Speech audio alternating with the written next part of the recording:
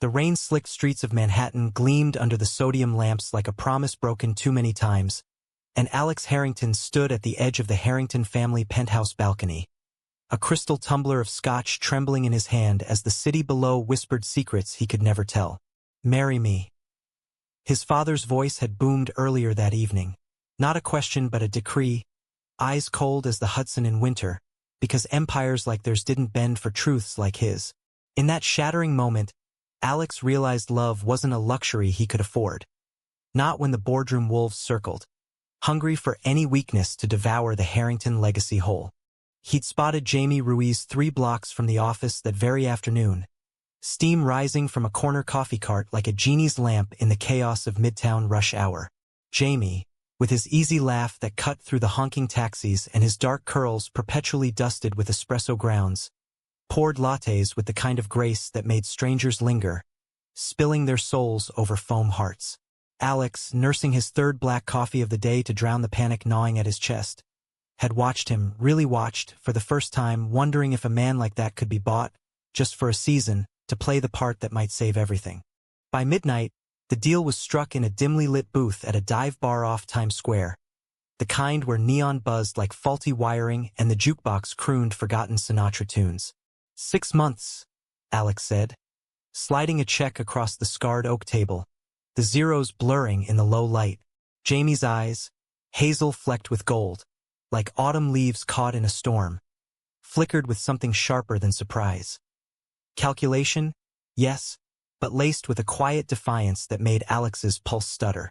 "And what if I say yes?" Jamie replied, his voice low and steady, folding the check without looking at it.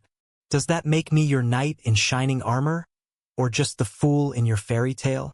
Jamie Ruiz had never believed in fairy tales, not after growing up in the shadow of the Bronx's concrete towers, where dreams were as fragile as the bodega windows shattered by stray bullets on hot summer nights.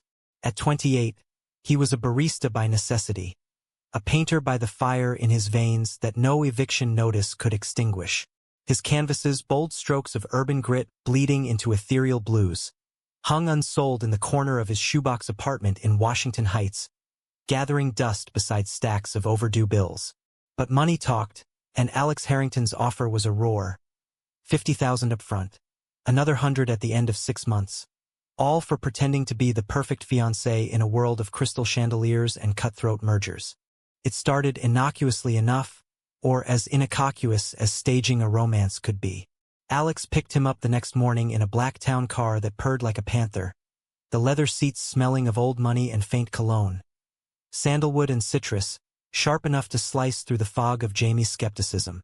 "Ground rules," Alex said as they merged into the snarl of FDR Drive, his profile sharp against the gray skyline, jaw set like he was negotiating a hostile takeover. "No questions about my family. No slipping up in public. And when it's over, we walk away clean. No strings, no scenes." Jamie nodded, staring out at the East River churning below, its waters the color of regret. "Fine. But if we're doing this, we do it right. I need details, your favorite color, that scar on your knuckle from that one time in boarding school. People smell fakes from a mile away." Alex glanced over, a ghost of a smile cracking his facade, and for a split second, Jamie saw the man beneath the air. Weary eyes, the weight of unspoken wars pressing down like the city's endless rain. Their first rehearsal was a disaster wrapped in silk. At a charity gala in the Guggenheim Spiral atrium, under the watchful eyes of Manhattan's elite, women in gowns like liquid mercury, men with cufflinks that could fund a small nation. Jamie felt like an imposter in the borrowed tux that hung loose on his frame. Alex's hand on his lower back was tentative, a brand that burned through wool.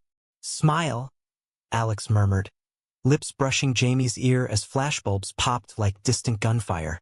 "They think we're the love story of the season." But Jamie's smile faltered when Eleanor Harrington glided over, a vision in emerald velvet, her diamonds winking like accusatory stars. Alex's mother, the steel magnolia of the Harrington dynasty, extended a manicured hand that felt like ice. "Darling, introduce me to your intended." Her gaze raked Jamie from head to toe, lingering on the faint callus on his thumb from grinding beans, the tattoo peeking from his cuff. A stylized coffee bean morphing into a phoenix, inked in a fit of post-breakup rebellion. "Jamie Ruiz," he said, shaking her hand firmly, channeling every ounce of his bodega-bred bravado. "Pleasure, Mrs. Harrington. Alex has told me so much about you." "Likewise," she replied, her smile a scalpel. "Though I must admit, I pictured someone different. From Dartmouth, perhaps. Or at least with a trust fund." The words landed like velvet-wrapped barbs, and Jamie felt Alex tense beside him, his fingers digging into Jamie's elbow.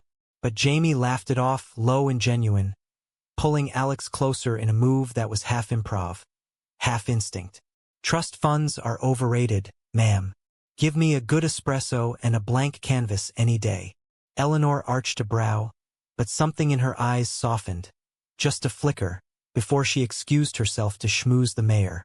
Later, in the coat-room haze of mothballs and murmured indiscretions, Alex leaned against the marble wall, tie loosened like a noose undone.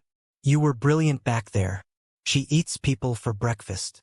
Jamie shrugged, handing him a pilfered champagne flute, the bubbles rising like unspoken apologies. "I've faced worse than society ladies. Try serving a double shift to Wall Street bros who tip in attitude." Their fingers brushed as Alex took the glass, and the air thickened, charged with the kind of electricity that precedes a storm. "Why me?" Alex asked suddenly, voice raw.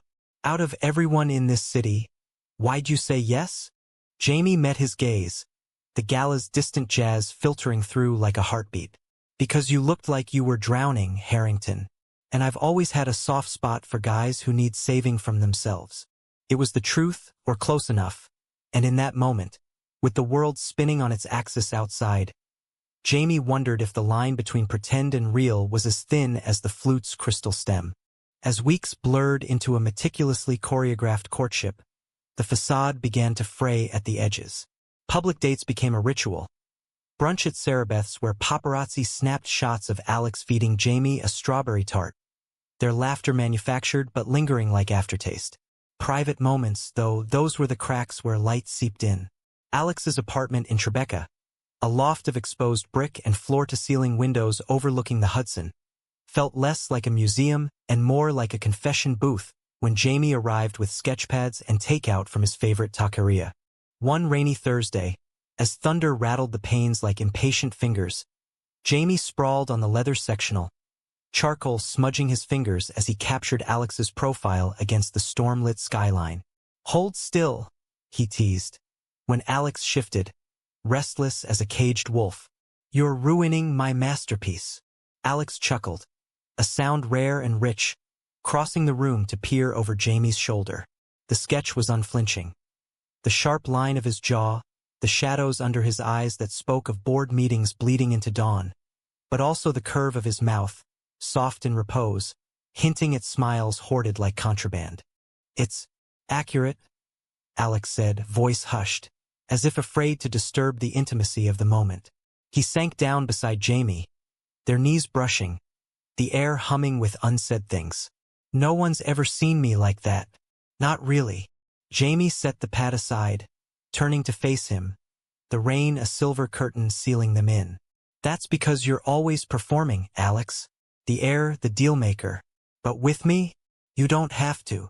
The words hung there, heavy with invitation, and for a heartbeat, Alex's hand lifted, hovering near Jamie's cheek, close enough to feel the warmth radiating like a promise. But then his phone buzzed, a sharp trill from the nightstand, and the spell shattered. Victor Lang, Alex's right-hand man since Yale, his voice tinny through the speaker. "Boards pushing back on the merger. They smell blood in the water. Get here now." Alex's face shuddered, the vulnerability vanishing like smoke. "Duty calls," he muttered, standing too quickly, the distance yawning between them wider than the river outside. Jamie watched him go, the door clicking shut like a period at the end of a sentence left unfinished. Alone in the loft's vastness, he picked up the sketch again, tracing the line of Alex's throat with a thumb blackened by charcoal. It was pretend, he reminded himself, just a job. But as lightning forked the sky, illuminating the city's jagged heart, Jamie felt the first real ache. The kind that started in the chest and bloomed outward, insidious as ivy claiming stone. The engagement party was a spectacle worthy of Versailles transplanted to the Plaza Hotel's grand ballroom. Chandeliers dripping light like molten gold over tables groaning with caviar and vintage Dom Perignon. Alex's father, Reginald Harrington, held court at the head, his presence a gravitational force sucking in admirers and sycophants alike. Tall and silver-haired, with eyes like polished flint, he clapped Alex on the back as guests milled, toasting to the future of Harrington Enterprises, and the man wise enough to secure it with such charming company. Jamie stood at Alex's side, a glass of something bubbly in hand, nodding through introductions to venture capitalists and socialites whose names evaporated like mist. "You're handling this like a pro?" Alex whispered during a lull, his breath warm against Jamie's temple. They were arm in arm, the ruby ring on Jamie's finger. A family heirloom, heavy as obligation, catching the light like a warning flare. "Fake it till you make it, right?" Jamie quipped, but his smile felt brittle, the crowd's scrutiny 1,000 pinpricks. Then Victor appeared, sleek as a shadow in his bespoke suit, champagne flute dangling from manicured fingers. Alex's oldest friend, the one who'd vouched for the plan over late-night Scotch sessions. Victor with his easy charm and sharper ambitions. "To the happy couple," he toasted, clinking glasses with a grin that didn't reach his eyes. "May your love be as enduring as our little deception." The words were light, but laced with something darker, and Jamie caught the flicker. Victor's gaze lingering too long on the ring, on Alex's hand possessive on Jamie's waist. As the orchestra swelled into a waltz, Alex pulled Jamie onto the floor, their bodies moving in sync born of stolen practice sessions in the loft. "One dance," Alex murmured, "and we can escape to the balcony." Jamie followed his lead, the world narrowing to the press of wool against linen, the faint stubble on Alex's jaw grazing his forehead. For a stolen minute, it felt real. The dip, the spin, the way Alex's eyes locked on his like he was the only anchor in a sea of pretense. But as they twirled, Jamie glimpsed Victor in the periphery, phone to his ear, expression thunderous. A whisper campaign? A leak to the press? The thought coiled in Jamie's gut like smoke, but he pushed it down, focusing on the music, on Alex's hand firm at his back. "Whatever happens," Alex said softly, as the song faded, "thank you for making this bearable." Jamie's heart twisted, words caught in his throat. Bearable. That was all it was, wasn't it? A bandage on a wound too deep to heal. The merger was the crown jewel of Reginald's legacy. A billion-dollar fusion with sterling biotech that would catapult Harrington Enterprises into biotech dominance. But only if the board saw stability at the helm. Family first, Reginald had drilled into Alex since boyhood, his voice echoing through the oak-paneled halls of their Greenwich estate. Stability meant marriage, heirs, the illusion of continuity in a world where fortunes flipped like cards in a rigged game.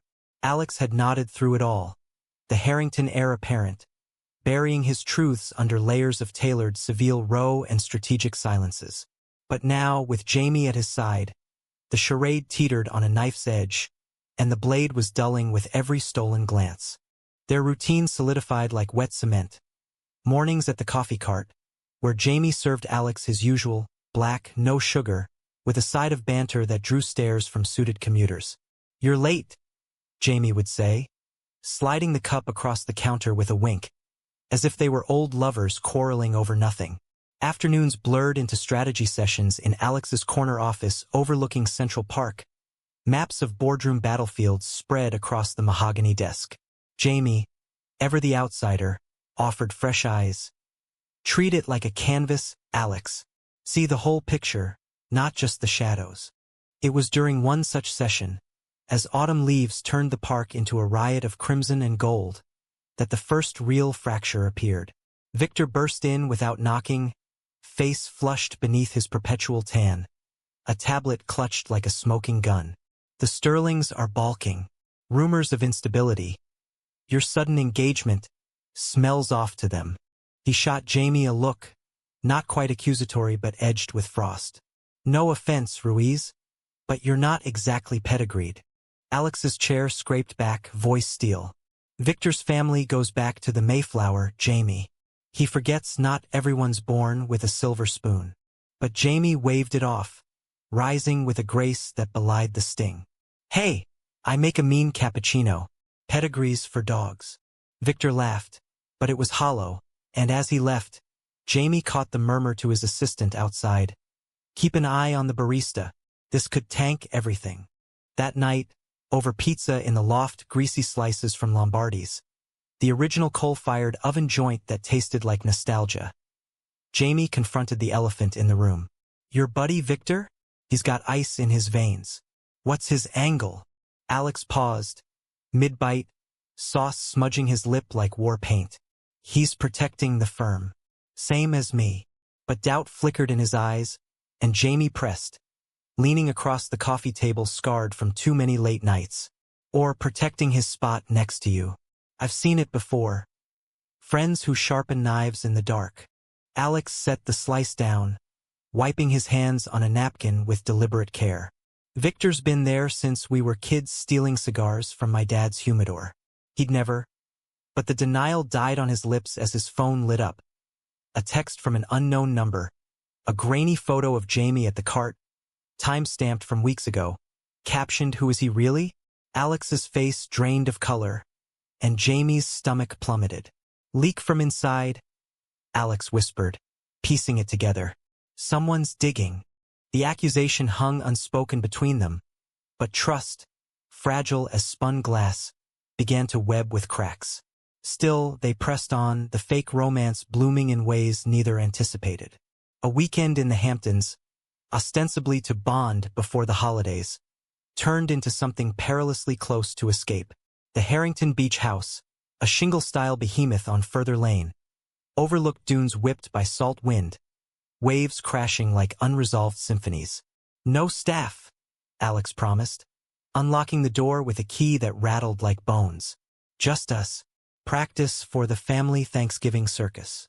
They spent days wandering the shore, Jamie's sneakers sinking into wet sand as he collected sea glass, jagged edges smoothed by time's relentless tumble. Like us, he said, holding up a cobalt shard to the sun, its facets catching light like hidden facets of the soul.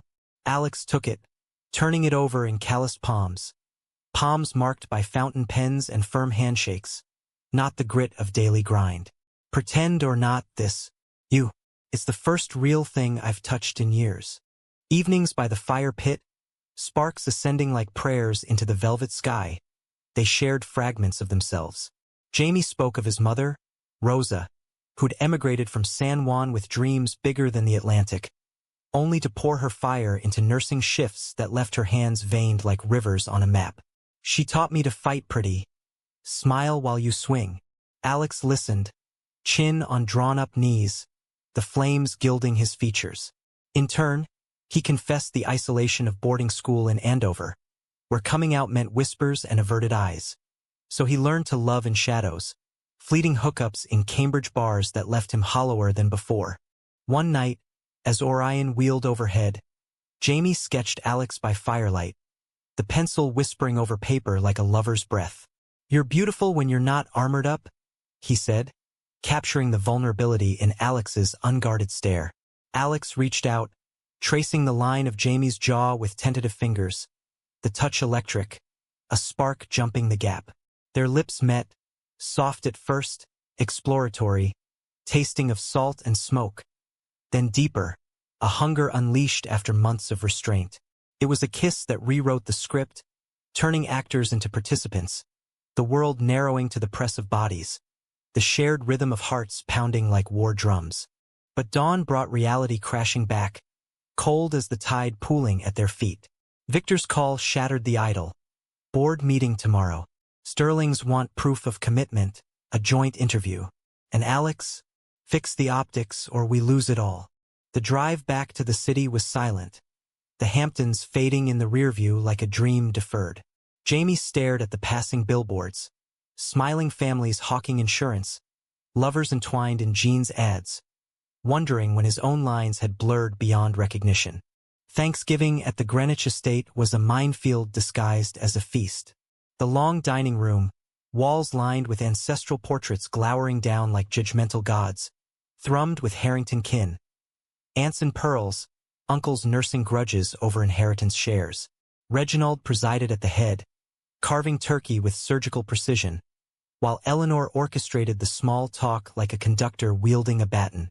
Jamie, seated beside Alex, felt the weight of their scrutiny, forks pausing midair as he passed the cranberry relish with a steady hand. "To new beginnings," Reginald toasted midway through, eyes locking on Alex with paternal pride laced with possession. "And to Jamie, for bringing light to our boy's shadowed world." The words should have been a victory, but Jamie caught the undercurrent. The way Victor, across the table, smirked into his wine, his foot nudging Alex's under the cloth in a gesture too familiar, too proprietary. Later, in the powder room's marble hush, Jamie cornered him. "What's your play, Lang? Sabotaging us to what? Clear the path for you." Victor's laugh was silk over gravel. "Us? This is a transaction, Ruiz. Alex needs the merger. I need him focused. You're a prop, not a partner." The venom in his tone confirmed it. Betrayal brewing. A friend turned foe in the quest for power. Jamie returned to the table, face composed, but inside, fury simmered like the estate's roaring hearth.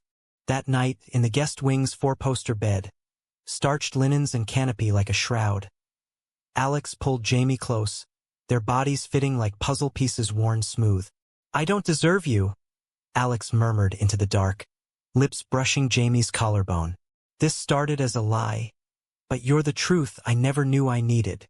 Jamie's response was a fierce kiss, hands tangling in Alex's hair, a silent vow against the gathering storm. But as sleep claimed them, Jamie lay awake, staring at the moonlit ceiling, the phoenix tattoo on his arm itching like a warning.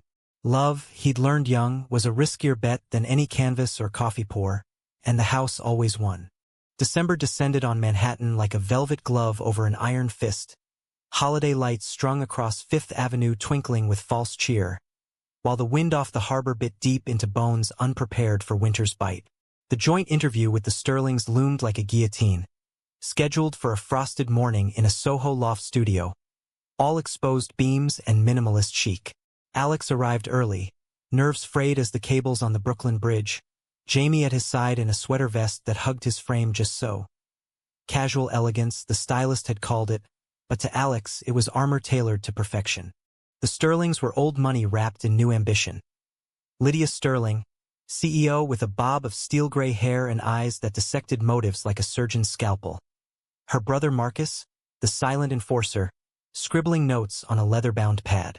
"Tell us about the proposal," Lydia prompted, once the cameras rolled, her smile as warm as a boardroom clause. Alex launched into the rehearsed tale. The sunset cruise around the Statue of Liberty, champagne flutes clinking as he dropped to one knee, Jamie's yes, echoing over the water like a benediction. Jamie chimed in seamlessly, his hand finding Alex's under the table, thumb stroking a circle that grounded them both. But Marcus leaned forward, pad forgotten. "Charming, yet sources whisper the engagements. Expedited. For the merger." The room iced over, the director pausing mid-roll. Victor, hovering off-camera like a stage manager from hell, interjected smoothly. "Gossip from competitors. The heart wants what it wants." But his eyes on Jamie held no reassurance. Only calculation, a predator sizing up prey. The interview wrapped with cautious optimism, but the damage lingered. Back in the town car, cocooned in heated leather, Alex buried his face in his hands. "They're on to us. If this leaks." Jamie pulled him close, the scent of his cologne, bergamot and earth, a balm against the panic. "Then we double down. Make them believe." But privately, Jamie seethed, piecing together Victor's maneuvers. The anonymous texts, the planted doubts. A quick search on his phone during a coffee run confirmed it. Victor's name whispered in finance blogs as the shadow heir, poised to step in if Alex faltered. Christmas Eve brought a fragile truce. The city blanketed in snow that muffled sins and amplified longings.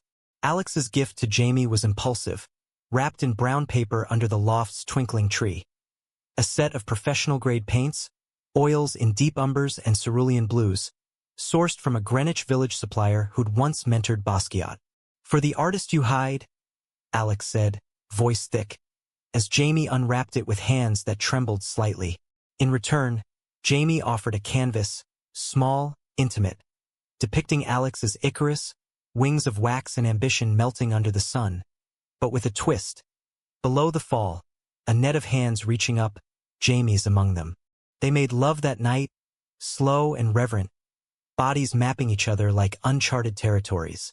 No rush, no performance. Just skin on skin, breaths mingling in the glow of fairy lights. Afterward, tangled in sheets that smelled of them, Alex traced the phoenix on Jamie's arm. "What if this ends badly?" he whispered, fear raw in the quiet. Jamie kissed his forehead. "Fierce.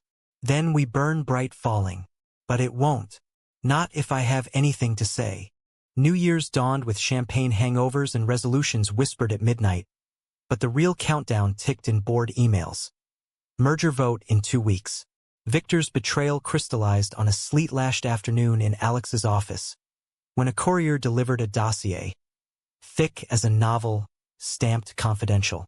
Inside, photos of Jamie's past, innocuous but invasive, his ex, a brief stint in community theater, rent receipts from the bodega days. Tucked in the back, a memo in Victor's script. Leverage point. Use if needed to end the charade. Alex confronted him in the executive washroom, mirrors reflecting twin masks of fury. "You son of a bitch." Digging into him. "For what? Your promotion." Victor didn't flinch, straightening his tie with calm precision. "For the company, Alex. You're distracted, mooning over a barista like some prep school crush. The merger's slipping. Reginald's watching. Step aside. Let me handle it." The words were a gut punch, friendship curdling into ambition's acid. "You've been like a brother?" Alex choked out, fist clenched. Victor's laugh was bitter. "Brothers don't fuck in the shadows while the world burns. I know your secrets, Alex. All of them." The revelation hit like a freight train. Victor's support had always been laced with envy, a Yale rivalry festering into sabotage. Alex stormed out, hailing a cab to Jamie's cart, the sleet stinging like accusations. Jamie was closing up, steam curling from the espresso machine like final breaths. "We need to talk," Alex said, pulling him into the alley's narrow shelter, graffiti walls closing in like confidants. He spilled it all, the dossier, Victor's confession, the web of deceit spun from boardroom silk. Jamie's face hardened, but his touch was gentle, cupping Alex's chilled cheeks. "He's scared. Of losing you, of being second. But this? It's poison." They stood there, foreheads touching, the city's pulse thrumming around them. Horns blaring, pedestrians hurrying home to warmth. "What now?" Alex asked, voice breaking. Jamie's answer was a kiss, salt-tanged and defiant. "Now we fight. Together. No more hiding." The climax erupted at the pre-merger gala, a black tie inferno at the Metropolitan Museum. Egyptian wing transformed into a labyrinth of pharaohs and power plays. Crystal flutes chimed like countdowns, while string quartets wove through mummies' shadows. Alex and Jamie entered arm in arm, a united front in tuxes that mirrored their resolve. Alex's classic black, Jamie's midnight blue with a subtle phoenix pin at the lapel. Whispers followed them like smoke. The Barista Fiancé. Too good to be true. Reginald cornered them near the Temple of Dender, the Nile's ghostly reflection rippling in the pool below. Impressive optics, son. But Victor's brought concerns, background checks, whispers of convenience. His eyes bored into Jamie, appraising. Before Alex could deflect, Victor materialized, dossier in hand like a prosecutor's brief. "Time for truth, Alex. This farce ends tonight." The confrontation unfolded in a side chamber, away from prying eyes, artifacts staring down like impartial judges. Victor laid it bare. The photos, the memos, his own confession of engineering the leaks to save the deal. "You're blind to it," he sneered at Alex. He's using you for the cash, the spotlight. Walk away, and I'll clean it up. Jamie stepped forward, voice steady as Brooklyn bedrock. Using him? I've got nothing to gain but a man worth fighting for. You're the one clawing for scraps, Victor. Jealousy looks ugly on you. Alex's world tilted. Loyalties fracturing like the chamber's marble floor under seismic shift. Get out, he told Victor, voice low thunder. You're done. Fired. Blackballed. Whatever it takes. Victor's face twisted, betrayal's mirror, and he hurled the dossier at their feet, pages scattering like fallen leaves. You'll regret this. The board will crucify you.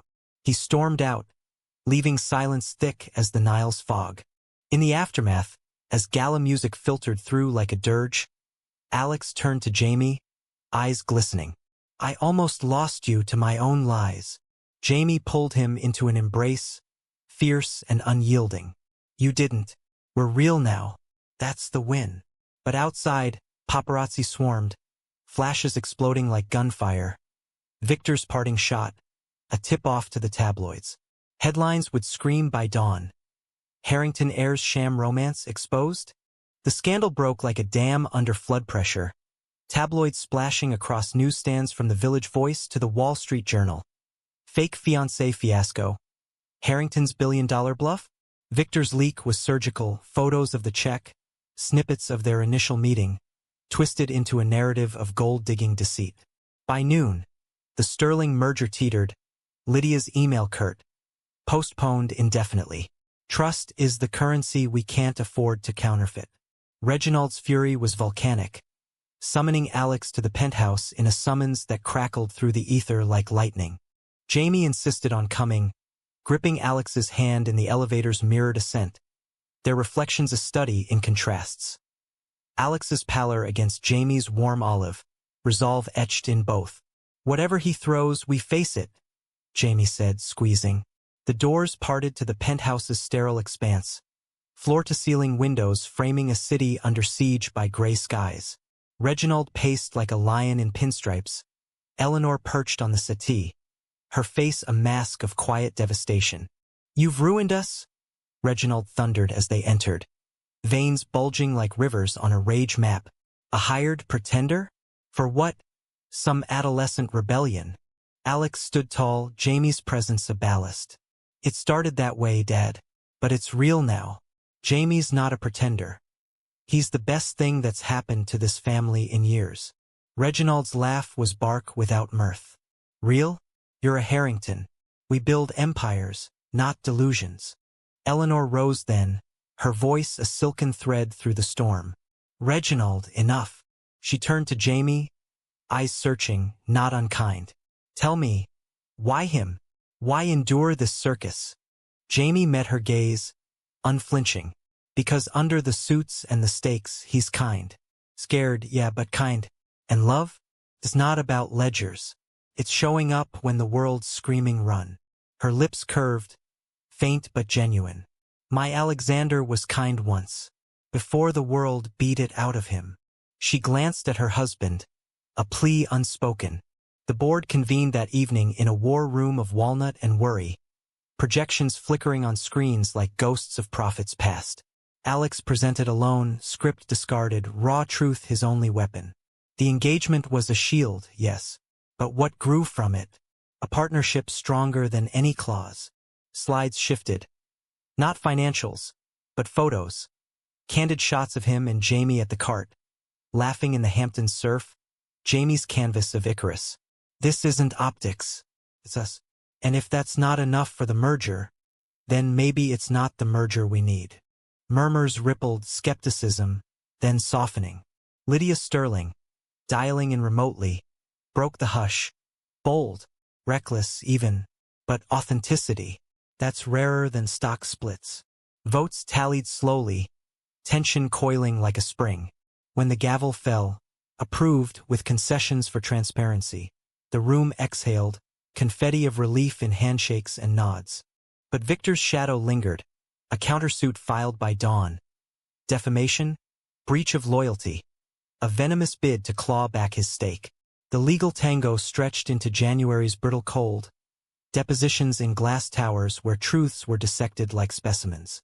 Jamie stood by Alex through it all, sketching in waiting rooms, his phoenix tattoo a talisman against the grind.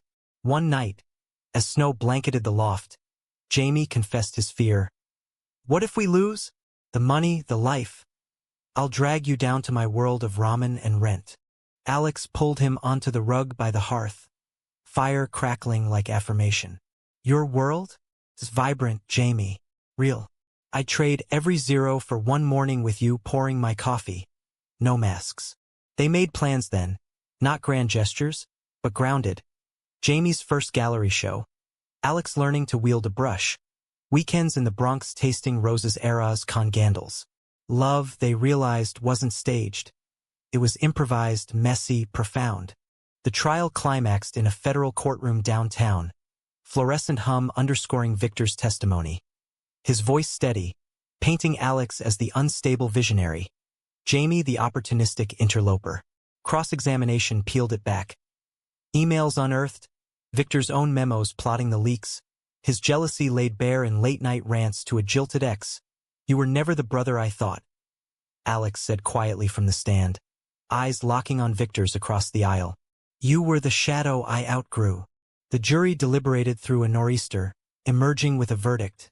Dismissal with sanctions on Victor, his career a pyre of his own making. Spring arrived tentative, cherry blossoms unfurling along the high line like hesitant promises. The merger closed with fanfare subdued, a press conference where Alex and Jamie stood shoulder to shoulder. Rings exchanged not for show but in a quiet ceremony at City Hall, witnessed by Rosa, her tears saltier than the sea, and Eleanor, who slipped Jamie a pearl tie pin with a whispered, "Welcome to the madhouse." They honeymooned not in Maldives opulence, but a road trip upstate. Adirondacks cabins with crackling fires, hikes through birch groves where Jamie sketched, Alex chopped wood with novice swings that drew laughter like birdsong. One evening, by a lake mirror still under alpenglow, Alex knelt. Not with a script, but from the heart. "I hired you to save a deal," he said, sliding a simple band onto Jamie's finger, gold warmed by his palm. "But you saved me. Marry me. For real. Forever." Jamie's yes was a sob-laced vow, sealing it with a kiss that tasted of pine and possibility. Back in the city, life wove new patterns. Jamie's gallery opening in Chelsea, canvases of urban phoenixes selling to collectors who saw their own risings reflected. Alex stepped back from the C-suite grind, mentoring startups with social spines, firms blending profit with purpose, humanistic ledgers where people preceded bottom lines. Victor faded to footnotes, a cautionary tale in Wharton case studies. His empire of envy crumbled to dust. Years later, at a family seder in Rose's sunlit kitchen, Harringtons and Ruizes mingled over plantains and brisket. Alex watched Jamie chase their adopted son, Mateo, around the table, the boys' laughter a melody richer than any symphony. Reginald, softened by time and grandchildren, clapped Alex on the back. "You were right, son. Love isn't staged. It's the stage." Eleanor nodded, dabbing tears, while Jamie caught Alex's eye across the chaos, mouthing "I do" with a grin that still quickened hearts. In the end, the lesson etched deepest wasn't in boardrooms or betrayals, but in the quiet revolutions of the soul. That vulnerability isn't weakness, but the forge where true empires rise. Alex and Jamie, once actors in a scripted farce, became authors of their own epic. A testament that love, unbidden and unbuyable, stages itself in the heart's uncharted wilds, enduring long after the curtains fall.